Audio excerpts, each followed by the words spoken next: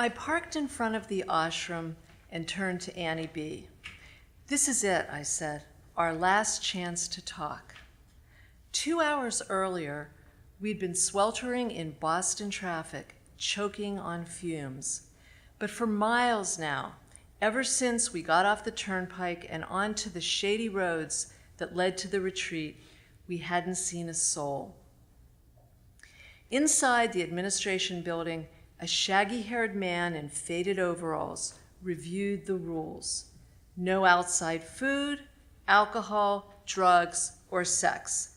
Most of all, no talking, he said, tugging at his beard. Here, we practice noble silence.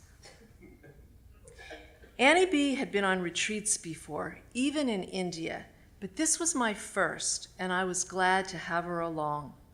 She was my father's oldest sister, born not long after the turn of the 20th century, a hippie before hippies and a beatnik too.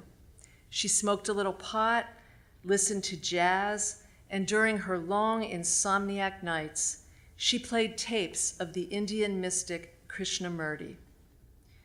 Every spring, when snow was on the ground, she looked for lady slippers in the woods, and later in the season, for morels and ramps.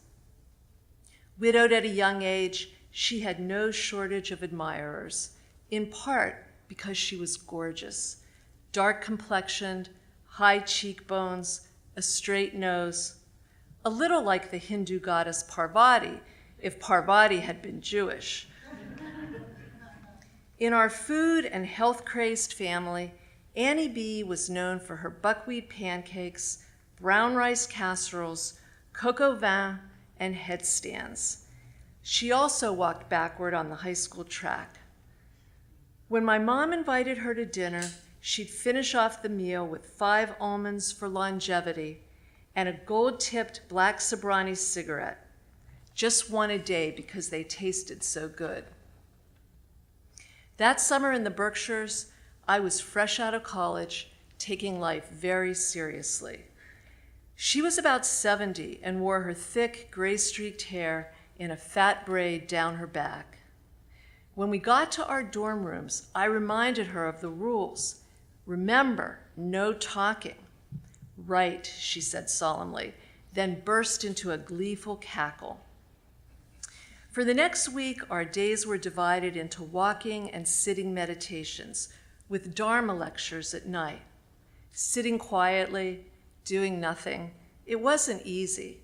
My feet fell asleep. I couldn't sit up straight. Sometimes I'd doze off and start to tip over. To avoid embarrassment, I'd head outside for walking meditation, to pace back and forth on a dirt path worn into the side of a hill. One day, gazing out at the wooded slopes, I sensed the terrifying otherness of the pines. Majestic? Yes. Beautiful? Absolutely. But also mute, inhuman, oblivious to my concerns. They weren't green either. They were bluish green, verging on blue. That night, outside our dorm rooms, I whispered to Annie B., "Out there, on the walking path, amid the majesty of nature, I think I got it, what Krishnamurti talks about, or maybe it's the Dalai Lama. You know, emptiness, nothingness. It was amazing." "Here, have a Hershey bar," she said, pulling me into her room. "Celebrate your breakthrough." "Where did you get this?" I said, astonished. "From that darling girl who's sleeping with the meditation instructor," she said.